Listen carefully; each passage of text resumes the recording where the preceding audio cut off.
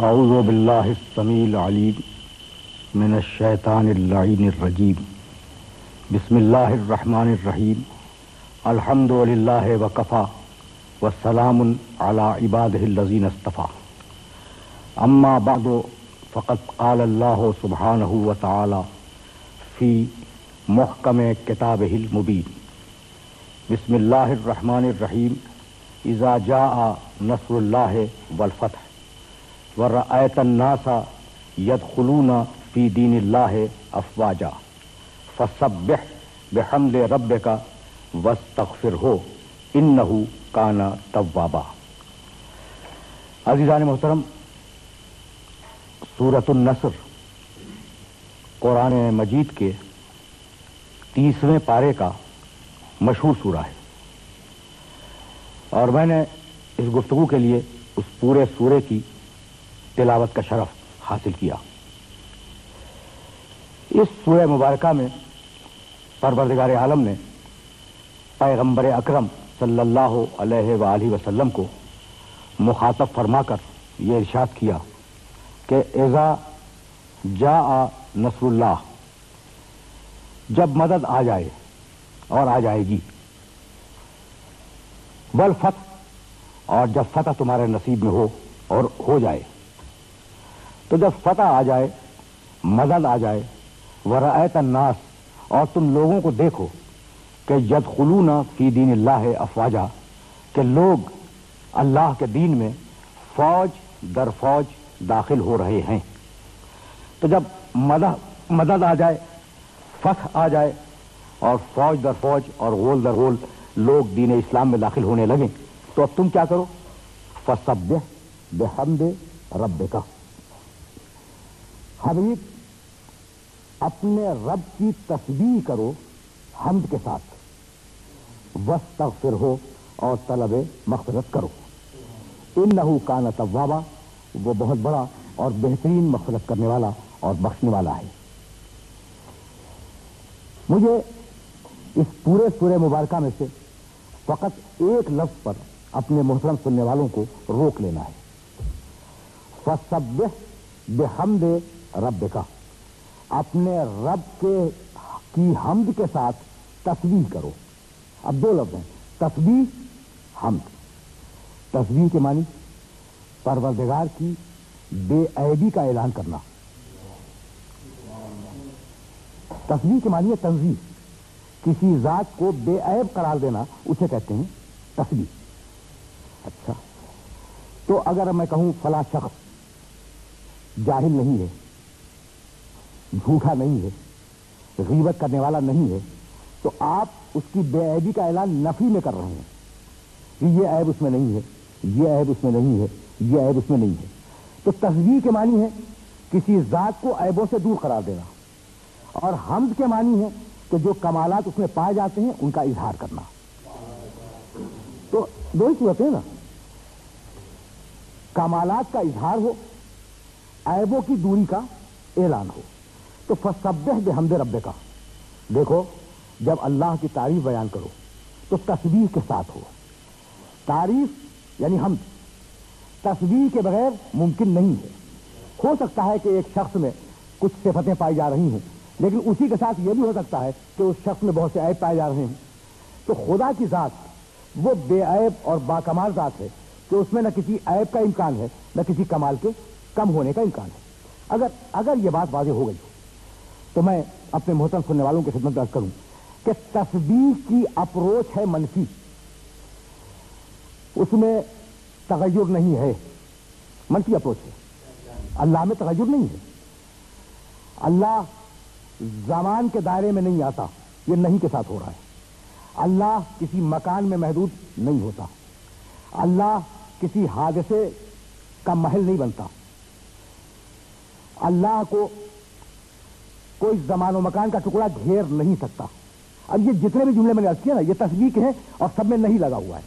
اور اللہ قادر ہے، اللہ عالم ہے، اللہ علیم ہے، اللہ سمیع ہے، اللہ بصیر ہے۔ اب اس میں نہیں ہے، اس میں ہے۔ تو جہاں ہے ہو وہ ہے حمد، جہاں نہیں ہو وہ ہے تسبیح۔ اب دیکھیں فرق تسبیح اور حمد سمجھ آ گیا نا۔ تو اب حمد کے معنی تعریف کا بیان کرنا. دیکھیے جانا بہت دور ہے اور میں چاہ رہا ہوں کہ یہ لفظ حمد میرے محترم سننے والوں تک پہنچ جائے. قرآن میں آپ نے ہر ایک نے سنا ہوگا, دیکھا ہوگا کہ قرآن کا ایک سورہ شروع ہوتا ہے الحمدللہ رب العالمین سے, الحمدللہ سے, بسم اللہ الرحمن الرحیم الحمدللہ رب العالمین. تو ایک سورہ قرآن کا الحمد سے شروع ہوا, الحمدللہ رب العالمین. لیکن آپ اگر غور فرمائیں گے تو آپ کو اندازہ ہوگا کہ قرآن مجید کے 5 سورے الحمد سے شروع ہوئے ہیں. یہ ہے پروردگار عالم کی حمد کی اہمیت. سورہ انعام چھٹا سورہ ہے قرآن کا, بسم اللہ الرحمن الرحیم الحمدللہ الذی خلق السماوات والارض وجعل الظلمات والنور. حمد ہے اس اللہ کی, یعنی شروع ہو رہا ہے سورہ, حمد ہے اس اللہ کی جس نے آسمان اور زمین کو خلق کیا, روشنیوں اور تاریکیوں کو قرار دیا. سورہ کہف بسم اللہ الرحمن الرحیم الحمدللہ الذی انزل علی عبدہ الکتاب لم یجعل لہ عوجا. حمد ہے اس اللہ کی, پہلی آیت ہے, حمد ہے اس اللہ کی جس نے اپنے بندے پر اس کتاب کو نازل کیا اور نہ بندے میں کوئی کجی رکھی نہ اس کتاب میں کوئی کجی رکھی. تو اب سورہ حمد, سورہ انعام, سورہ کہف, سورہ سبا بسم اللہ الرحمن الرحیم الحمدللہ الذی لہ ما فی السماوات و ما فی الارض و لہ الحمد. حمد ہے اس اللہ کی کہ کائنات کا ذرہ ذرہ اس کی ملکیت میں ہے, و لہ الحمد, اور ساری حمد اس کی ملکیت ہے. تو اب یہ سورہ سبا. سورہ فاطر 35واں سورہ قرآن مجید کا, بسم اللہ الرحمن الرحیم الحمدللہ فاطر السماوات, الحمدللہ ہے فاطر السماوات. حمد ہے اللہ کی جو آسمان کا خلق کرنے والا ہے. فاطر کے معنی خلق کرنے والا, عدم سے وجود میں لانے والا. تو 5 سورے ہیں قرآن مجید کے جن کا آغاز حمد سے ہوا. لیکن سورہ فاطر کو آپ سورہ فاطر کہتے ہیں, سورہ حمد نہیں کہتے. سورہ سبا کو سورہ سبا کہا جاتا ہے, سورہ حمد نہیں کہا جاتا. سورہ کہف کو سورہ کہف کہتے ہیں, سورہ حمد نہیں کہتے. وہ کیا خاص بات ہے سورہ حمد میں جس کی وجہ سے اسے سورہ حمد کہا گیا؟ تو بھائی بات یہ ہے کہ سورہ انعام ہو, سورہ فاطر ہو, سورہ سبا ہو, سورہ کہف ہو, یہ جو سورے جن کے اندر حمد سے آغاز کیا گیا ہے, ان میں مختلف موضوعات پہ گفتگو کی گئی. یعنی فقط حمد نہیں, مختلف موضوعات پہ گفتگو کی گئی. سورہ حمد وہ واحد سورہ ہے جو شروع سے لے کے آخر تک حمد الہی پہ مشتمل ہے. بسم اللہ الرحمن الرحیم, اللہ ہے, رحمان ہے, رحیم ہے. الحمدللہ رب العالمین, وہ اللہ رب العالمین ہے. الرحمن الرحیم مالک یوم الدین, ہم تیری ہی عبادت کرتے ہیں, ہم تجھی سے مدد مانگتے ہیں. یہ بھی اظہار حمد کا ایک طریقہ ہے, یہ بھی اظہار بندگی اور اظہار حمد اور اظہار تعریف کا ایک طریقہ ہے. تو اس پورے سورے پر چونکہ حمد کی فضا چھائی ہوئی ہے اس لیے اس کا نام رکھا گیا سورہ حمد. اب ذرا سی بات اور آگے بڑھ جائے. ابھی میں نے حمد کے مفہوم کو اپنے سننے والوں کی خدمت میں پیش نہیں کیا, لیکن میں چاہ رہا ہوں کہ الحمدللہ رب العالمین سمجھ میں آ جائے تو مجھے آگے جانے میں آسانی ہو جائے. دیکھیے اتنا امپورٹنٹ جملہ ہے, الحمدللہ رب العالمین. حمد ہے اللہ کے لیے جو ساری کائنات اور سارے عالمین کا پالنے والا ہے. قرآن کا آغاز کس جملے سے؟ بسم اللہ الرحمن الرحیم. یہ تو یہ جو آیت ہے یہ تو ہر سورے میں کامن ہے نا. آغاز کہاں سے؟ الحمدللہ رب العالمین. قرآن کا پہلا سورہ سورہ حمد, اور اس سورہ حمد کا آغاز الحمدللہ رب العالمین. تو اللہ کی سب سے بڑی کتاب کا آغاز ہے الحمدللہ رب العالمین. کائنات کی سب سے بڑی کتاب, اس کا آغاز ہے الحمدللہ رب العالمین. اور اب سورہ یونس 10واں سورہ قرآن مجید کا, اور اس سورے میں پروردگار عالم نے ان متقین کے جنت میں جانے کا منظر پیش کیا ہے جو جنت میں جائیں گے. جنت میں پہنچ گئے متقین, مومنین, وہ جنت کے مستحقین, وہ جنت میں پہنچ گئے. سلام ہوا, جواب سلام ہوا. اور اب جملہ سنے قرآن مجید کا, وآخر دعواہم ان الحمد للہ رب العالمین. اہل جنت کی زبان سے آخری جملہ جو نکلے گا وہ ہوگا الحمدللہ رب العالمین. تو قرآن کا آغاز الحمدللہ رب العالمین, جنت کا اختتام الحمدللہ رب العالمین.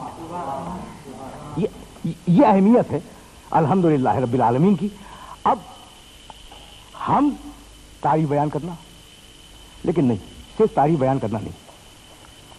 اب ذرا سا میں سطح عمومی سے بات کو بلند کر رہا ہوں.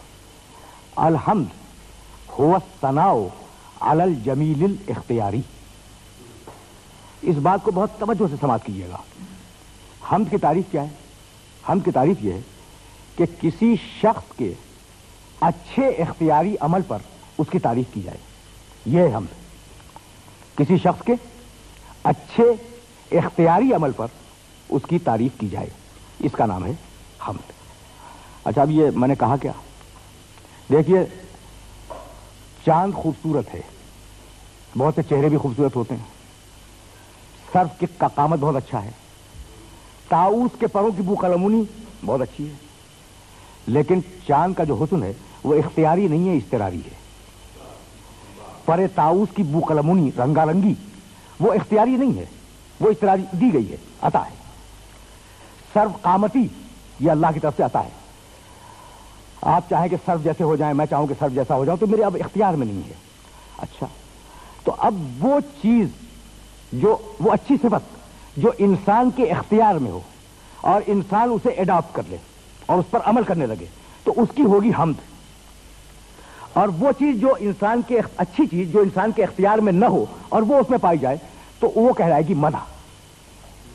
अब ये फर्क देखें आप, मदह में और हम्द में। यानी मैं अर्ज यह करना चाह रहा हूं कि भाई, आपने बहते हुए दरिया की तारीफ की, तो ये हम्द नहीं है, ये मदह है। क्यों? इसलिए कि दरिया का बहना ये उसकी अपनी जाती सिफत नहीं है, बल्कि कोई बहा रहा है तो वो बह रहा है। पौधों का ऊंचा हो जाना, आपने कहा था क्या अच्छा सर्फ कामत दरख्त है, तो ये उसका कमाल नहीं है, ये हम्द नहीं है, ये मदह है। तो मदह चाहे इख्तियारी हो या गैर इख्तियारी, चीज अगर है अच्छी तो उसकी मदह की जाएगी। मोती की आप, बहुत खूबसूरत मोती मैंने आपके सामने रख दिया, तो आप उसकी हम्द करेंगे या मदह करेंगे? अगर मोती ने आप अपने अंदर खुद पैदा की होती तो यह मकाम हम्द हो जाता। क्योंकि मोती में आप पैदा करने वाला कोई और है, तो यह है मकाम मदह। तो अब फर्क क्या हुआ? फर्क यह हुआ कि हम्द उसकी की जाएगी जो अच्छे आमाल अंजाम दे इख्तियारी तौर पर, और मदह उसकी की जाएगी जिसमें अच्छाई हो लेकिन उसके कसब और इख्तियार से न हो। अब ये दो लफ्ज़ हो गई, हम्द और मदह। और अब एक तीसरा लफ्ज़ है, और वो तीसरा लफ्ज़ भी बहुत काबिल गौर है, और वो है शुक्र। शुक्र भी तारीफ है। मैं आपका शुक्रिया अदा करूं तो जाहिर है कि आपने कोई अच्छा काम किया है, जब भी तो मैं आपका शुक्रिया अदा करूंगा। तो शुक्र भी तारीफ है। हम्द में, मदह में और शुक्र में फर्क क्या है? अब ये फर्क वाज़ेह हो जाए तो फिर मैं अल्हम्दुलिल्लाह की तरफ वापस जाऊं। देखिए जनाब, हम्द के लिए तय हो गया कि उसकी तारीफ की जाएगी जो अपने इख्तियार से कोई अमल अंजाम दे रहा हो, तो वो तो होगी हम्द। किसी में कोई खूबी है और वो उसके इख्तियार की नहीं है बल्कि पैदाइशी खूबी है, तो उसको मदह कहा जाएगा। और अगर किसी खूबी के मुकाबले पर आप उसकी तारीफ का इजहार करना चाह रहे हैं तो वो शुक्र कहलाएगा। किसी नेमत के अता करने पर, किसी हदिये पर अगर आपने उसका शुक्रिया अदा किया, तो ये भी तारीफ और हम्द का एक तरीका है, तो उसे शुक्र कहा जाएगा। तो हर हम्द, तवज्जो कीजिएगा, हर हम्द मदह है, लेकिन हर मदह हम्द नहीं है। हर हम्द मदह है, तारीफ तो है, लेकिन हर मदह हम्द नहीं है। इसी तरीके से हर शुक्र हम्द है, लेकिन हर हम्द शुक्र नहीं है। अब ये तीनों किस्में वाज़ेह हो गई। अगर ये तीनों किस्में वाज़ेह हो गई, तो अब मैं आगे जा रहा हूं और अपने मोहतरम सुनने वालों को किसी खास मरहले तक पहुंचाने की कोशिश कर रहा हूं।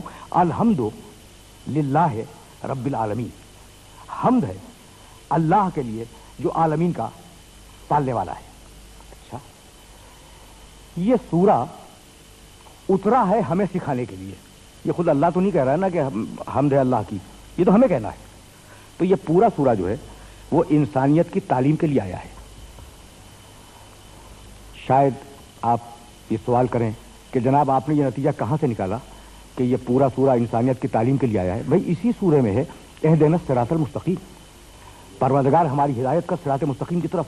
तो ये खुद तो नहीं कहेगा ना भाई, तो बंदों को सिखला रहा है कि तुम इस तरीके से दुआ मांगो। अच्छा, तो पूरा सूरा लफ्ज़े अल्लाह की दोहरा कर हमें उसकी मदद करनी है और उसकी हम्द करनी है। अच्छा, जब यह सूरत हाल वाज़ेह हो गई, तो अब ये जो सूरा शुरू हुआ وہ سورہ شروع ہوا الف لام سے. دیکھیے حمد جہاں جہاں بھی ہے نا قرآن میں الف لام کے ساتھ ہے. الحمدللہ رب العالمین. ال کے معنی کیا ہے؟ ساری، 100%، 100%. یہ میں الف لام کا ترجمہ کر رہا ہوں. الحمد 100% حمدیں اور 100% تعریفیں مخصوص ہیں اس اللہ کے لیے جو عالمین کا رب ہے. ہو گیا نا ترجمہ؟ تو اب ہمیں سکھلایا گیا کہ تم اپنے زندگی کے 24 گھنٹوں میں سے 5 مرتبہ اس کی حمد کا اعلان کرو، ہے نا؟ میں رکے رہیے گا، اس لیے کہ کسی دقیق مرحلے تک لے جانا چاہ رہا ہوں. اور ہم کہتے ہیں ہر نماز میں کہتے ہیں الحمدللہ رب العالمین، نہ کہیں تو نماز ہی نہ ہو. اچھا اب میں پوچھنا چاہتا ہوں کہ پروردگار جب تو سکھلا رہا تھا تو یہ بھی تو ہو سکتا تھا نا کہ میں حمد کرتا ہوں اللہ کی جو عالمین کا پروردگار ہے. یہ ہو سکتا تھا یا نہیں؟ جملہ یہ نہیں ہے. میں حمد کرتا ہوں اللہ کی جو عالمین کا پروردگار ہے، یا ہم حمد کرتے ہیں اگر جماعت کی نماز ہو رہی ہو، ہم حمد کرتے ہیں اللہ کی جو عالمین کا پروردگار ہے. تو نہ اللہ نے یہ جملہ رکھا کہ میں حمد کرتا ہوں اور نہ اللہ نے یہ جملہ رکھا کہ ہم حمد کرتے ہیں. اس نے جملے کو فعلیہ تو رکھا ہی نہیں، کہا کہ حمد ساری مخصوص ہے اس اللہ کے لیے جو عالمین کا پروردگار ہے. تو میں حمد کرتا ہوں یہ کیوں نہیں رکھا؟ اس کا سبب یہ ہے کہ اگر یہ جملہ ہوتا کہ ہم حمد کرتے ہیں اللہ کی تو یہ تو ثابت ہو جاتا کہ ہم حمد کرتے ہیں، لیکن یہ ثابت نہ ہوتا کہ پوری کائنات بھی حمد کر رہی ہے. بڑی دقیق اور بڑی نازک منزل فکر ہے جہاں سننے والوں کو میں نے روک لیا ہے. نحمدو آ سکتا تھا، ہم حمد کرتے ہیں اللہ کی. بھائی کائنات کا ذرہ ذرہ اس کی تسبیح پڑھ رہا ہے، ہر ایک اپنے لسان استعداد سے اور اپنی زبان حال سے اللہ کی بے عیبی کو اور اللہ کی حمد کو بیان کر رہا ہے. تو اگر یہ ٹکڑا ہوتا کہ ہم حمد کرتے ہیں تو قرآن کی آفاقیت کے خلاف ہو جاتی بات، اور کائنات میں صرف ہم کرنے والے ثابت ہوتے، باقی کائنات کے متعلق کچھ ثابت نہ ہوتا. تو الحمد رکھ کر توجہ رکھیے گا، الحمد رکھ کر پروردگار نے یہ بتلایا کہ بھئی حمد کا مستحق فقط وہ اللہ ہے. تو اب جتنے بھی حمد کرنے والے اس کائنات میں ہیں وہ سارے کے سارے حمد کرنے والے اس ایک اللہ ہی کی حمد کر رہے ہیں، چاہے وہ انسان ہو چاہے وہ دوسری مخلوق ہو. اللہ کہتے ہیں عدم سے وجود میں لانے والے کو، جو عدم سے وجود میں یعنی جس نے خلق کیا. رب کہتے ہیں پالنے والے کو. 2 لفظ ہو گئیں، اللہ رب. رحمان کہتے ہیں دنیا میں ضرورت کے مطابق نعمتیں دینے والے کو. رحیم کہتے ہیں آخرت میں رحمت نازل کرنے والے کو. مالک یوم الدین کہتے ہیں قیامت کا کنٹرول جس کے ہاتھ میں ہو. دیکھیے یہ ساری لفظ ذہن کے اندر محفوظ ہو جائیں تو پوری زندگی انسان کی ان 5 لفظوں کے دائرے میں محدود ہے. اب اگر یہ بات میرے سننے والوں تک پہنچ گئی ہو تو اب یہیں سے میں انہیں ایک دوسرے مرحلے کی طرف لے جاؤں اور سلسلہ کلام کو اختتامی مرحلوں میں داخل کر دوں. حمد ہے اللہ کی. اچھا دیکھیے یہ اسباب، چونکہ رحمان ہے اس لیے حمد کرو. وہ میں نے کہا تھا نا چونکہ دانشور ہے اس لیے احترام کرنا. تو چونکہ اللہ ہے اس لیے حمد کرو، چونکہ رحمان ہے اس لیے حمد کرو، چونکہ رب العالمین ہے اس لیے حمد کرو، چونکہ رحیم ہے اس لیے حمد کرو، چونکہ مالک یوم الدین ہے اس لیے حمد کرو. اسے الٹ کے دیکھ لیں، اور الٹ کے دیکھنے میں کوئی قباحت نہیں ہے. میں بڑے جدید اور دقیق مسائل سے آج آشنا کر رہا ہوں اپنے سننے والوں کو. دیکھیے جناب، آپ مجھے اتنا بتلائیں کہ اگر آپ کسی کی تعریف کریں تو اس کی تعریف کرنے کا سبب کیا ہوگا. اگر آپ نہ سوچ سکیں تو میں آپ کو بتلا سکتا ہوں. کبھی تعریف اس لیے کی جاتی ہے کہ وہ ہے قابل تعریف، اس میں اتنے کمال ہیں، اتنی تعریفیں ہیں کہ وہ قابل تعریف ہے، اس لیے تعریف کرتے ہیں. تو کبھی صاحب کمال کی تعریف کی جاتی ہے، ایک. کبھی اس لیے تعریف کرتے ہیں کہ اس سے نعمتیں ملیں، 2. کبھی اس لیے تعریف کرتے ہیں کہ وہ مستقبل میں نعمتیں دے گا، 3. کبھی اس لیے تعریف کرتے ہیں کہ اس نے نقصان کو آپ سے ہٹا دیا تھا، ضرر کو آپ سے ہٹا دیا، 4. اور کبھی اس لیے تعریف کرتے ہیں کہ مستقبل میں اگر کوئی نقصان آئے گا تو وہ ہٹا دے گا. 5 ہیں طریقے تعریف کے. تعریف کے موارد کل 5 ہیں، چھٹا نہیں ہے. یعنی اور اگر کوئی تعریف کرے تو احمق ہے، بے عقل ہے. تو تعریف کیوں کرتے ہیں؟ وہ لائق تعریف ہے اس لیے تعریف کرتے ہیں، 1. بہت توجہ، اس لیے کہ یہی کنکلوژن ہے اور یہی گفتگو اختتام پر پہنچنے والی ہے. وہ لائق تعریف ہے اس لیے ہم اس کی تعریف کرتے ہیں کسی کی. پہلی صورت، اس نے ابھی مجھے نعمت دی ہے، میں تعریف کر رہا ہوں دوسری صفت. بعد میں بھی وہی نعمتیں دے گا، تیسری صفت، اس لیے تعریف کر رہا ہوں. اگر کوئی نقصان مجھ پر آیا تو بچا رہا ہے، اور اگر کبھی مجھ پر نقصان آئے گا تو وہی بچائے گا. تو 5 صفتیں ہو گئی. 2 کا تعلق نعمت پانے سے، نعمت اب دے رہا ہے، نعمت آئندہ دے گا. 2 کا تعلق ضرر سے ہے، ضرر سے اب بچا رہا ہے، ضرر سے آئندہ بچائے گا. 4 ہو گئی. اور وہ ہے اس قابل کہ اس کی تعریف کی جائے. یہ 5 چیزیں ہیں. یہ پانچوں، بھائی توجہ رکھیے گا، یہ 5 چیزیں ہیں. اللہ کے معنی، بھائی اللہ کے معنی معلوم ہے آپ کو؟ یعنی عجیب و غریب بات. مستجمعن، یہ اللہ کا میں لفظی ترجمہ کر رہا ہوں. اللہ دیکھیے، ایک ہے رحمان، ایک ہے رحیم، ایک ہے غفور، ایک ہے قہار، ایک ہے جبار. یہ بھی نام اللہ کے ہیں، لیکن یہ اللہ کی صفتیں ہیں. اور یہ جو اللہ ہے نا، یہ اس کا پراپر ناؤن ہے، یہ اس کا اصل نام ہے. اچھا، تو اب اس اللہ کے معنی کیا ہے؟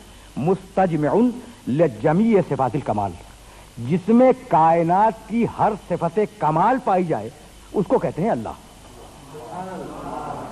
جس میں کائنات کی ہر صفت کمال پائی جائے اس کا نام ہے اللہ. اچھا بھائی، تو ہم تعریف کیوں کریں؟ اس لیے کہ وہ اللہ ہے اور سارا کمال اس میں پایا جاتا ہے. تو پہلی صفت کمال کی وجہ سے. صحیح ہو گئی بات. دوسرا طریقہ کیا تھا؟ بالفعل نعمتیں دے رہا ہے. جب تو تعریف ہو نا، رب العالمین، عالمین کی تربیت کر رہا ہے، تو رب العالمین ہونے کے سبب اس وقت اس کی تعریف لازم ہے. 2 ہو گئی. مستقبل میں وہ ہمیں نعمتیں دیتا رہے گا. الرحمن، اللہ اس لائق ہے کہ تعریف کی جائے. رب العالمین اس وقت نعمتیں دے رہا ہے. الرحمن مستقبل میں بھی دیتا رہے گا. اب 2 چیزیں بچی. ضرر سے ابھی بھی بچایا ہوا ہے اور ضرر سے قیامت میں بھی بچائے گا. الرحیم دنیا میں ضرر سے بچانے والا ہے. مالک یوم الدین آخرت میں ضرر سے بچانے والا ہے. تو جب یہ 5 صفتیں جمع ہو گئی، جب پروردگار نے آواز دی الحمدللہ رب العالمین، کوئی حمد اللہ کے علاوہ کسی اور کے لیے سزاوار نہیں ہے. یہ بڑے دقیق مسائل تھے اور میں نے کوشش یہ کی کہ بڑی آسانی کے ساتھ آپ کی خدمت میں پیش کروں. اچھا، ساری جتنی بھی تعریفیں ہیں وہ مخصوص ہیں اس اللہ کے لیے جو عالمین کا پروردگار ہے. یہ بات تو طے ہو گئی نا. تو کیا ہم اچھے پھول کی تعریف نہ کریں؟ خوبصورت سب پھول، اچھا بہتا ہوا دریا، گھاس سبزہ، باغ بیل بوٹے، اچھی صورتیں میں تعریف تو ہوتی ہیں. اچھی گفتگو، اچھا شعر، کسی چیز کی تعریف نہیں ہوتی. اور پروردگار عالم یہ فرماتا ہے الحمدللہ رب العالمین، ساری تعریفیں مخصوص ہیں، ساری تعریفیں مخصوص ہیں اس اللہ کے لیے جو عالمین کا پروردگار ہے.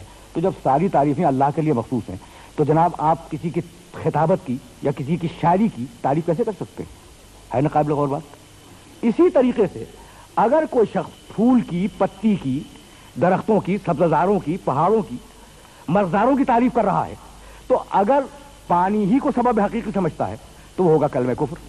اور اگر یہ سوچ کے کہے گا کہ یہ میرے اللہ کا باغ ہے، یہ میرے اللہ کے کھلائے ہوئے پھول ہیں، یہ بیل بوٹے میرے اللہ کے بنائے ہوئے ہیں، یہ بارش میرے اللہ کی برسائی ہوئی ہے، یہ زمین میرے اللہ کی ہے، اور اس زمین نے جو اپنے سینے کو چیرا ہے وہ میرے اللہ کے حکم سے چیرا ہے، تو یہی تعریف در حقیقت خداوند عالم کی تعریف ہوگی. وآخر دعوانا ان الحمدللہ رب العالمین.